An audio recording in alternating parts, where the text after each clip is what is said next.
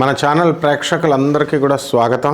ముందుగా మీ అందరికీ కూడా ఈ 2025 సంవత్సరంలో ఉగాది సందర్భంగా శ్రీ విశ్వావసునామ సంవత్సర శుభాకాంక్షలు. మీనరాశి, ఈ మీనరాశి వారందరికీ కూడా నూతన సంవత్సర శుభాకాంక్షలు. మన ప్రేక్షకులకి శ్రీ విశ్వావసునామ సంవత్సర శుభాకాంక్షలు తెలియజేస్తున్నాం.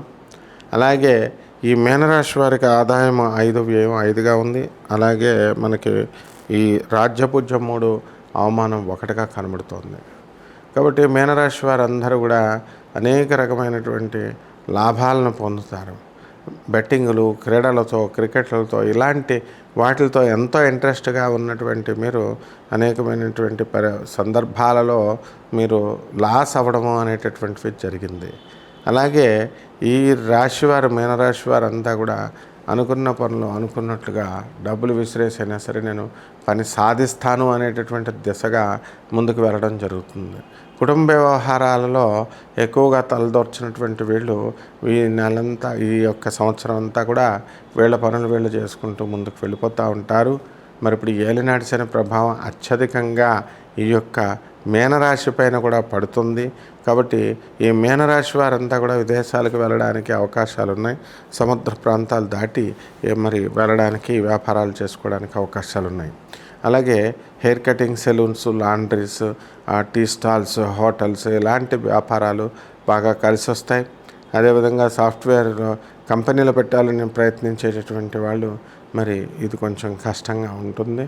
అలాగే మనకి ఈ షష్టగ్రహ కూటమి మరి ఈ రాశిలోనే ఏర్పాటు అవుతుంది. కాబట్టి మీన రాశిలోనే రవి, బుధ, శుక్ర, రాహు, శని గ్రహాలు రావడం, అందువలన అందులో వీళ్ళందరికీ కూడా కాస్త మనశ్శాంతి లోపం అనేటటువంటిది, ఏదో లోపల గుబులుగా ఉన్నట్టుగా ఉండడం అనేటటువంటివి జరుగుతాయి. అలాగే ఈ యొక్క కేతుగ్రహము మనకి 7వ స్థానంలో ఉన్నాడు.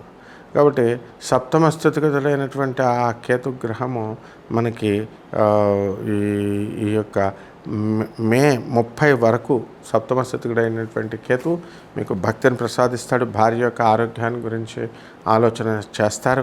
ఆ తర్వాత మే 24, 2025 సంవత్సరం తర్వాత మీ అందరికీ కూడా 6వ స్థితిగతుడు అవుతున్నాడు. కాబట్టి అప్పుడు విదేశాలకు వెళ్ళాలి అని అనుకునేటటువంటి వాళ్ళంతా కూడా విదేశాలకు వెళ్ళడానికి అవకాశాలు ఉంటాయి.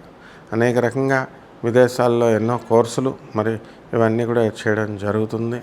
కాబట్టి ఈ రాశి వారంతా కూడా మనకి ఈ కన్యా రాశిలో ఉన్నటువంటి ఈ యొక్క కేతుగ్రహ ప్రభావం వలన మే 30 వరకు కాస్త జాగ్రత్తగా ఉండాల్సినటువంటి అవసరం ఉంది.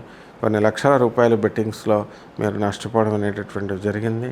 అలాగే మీ తల్లిదండ్రుల సహాయంతో మీరంతా కూడా బయటకు పడడానికి అవకాశాలు ఉన్నాయి. మళ్ళీ ఇలాంటి పనులు అనేటటువంటివి చేయించడానికి ఎప్పుడు కూడా దుష్ట స్నేహితులు అంతా కూడా ఏలినాటి శని ప్రభావంలో మీ చుట్టూనే ఉంటూ ఉంటారు. కాబట్టి జాగ్రత్తగా చేసుకోండి. ఇక పరిహారాల దగ్గరికి వచ్చేసరికి ఏలినాటి శని జరుగుతుంది కాబట్టి శని జపం చేయండి, శని స్తోత్రాలు చదవండి.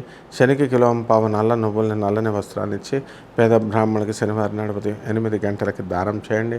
అలాగే దశ మహావిద్యల్లో ఒకటైనటువంటి మహాకాళి అమ్మవారి యొక్క హోమాన్ని మీ ఇళ్లలో జరిపించుకోండి. అలాగే రావి చెట్టుకు చుట్టూ ప్రదక్షిణాలు చేస్తూ దానికి బకెట్ నీళ్ళు పోస్తూ 108 ప్రదక్షిణాలు శనివారం నాడు చేయడం ద్వారా బ్రహ్మాండంగా ఉంటుంది. శుభమస్తు.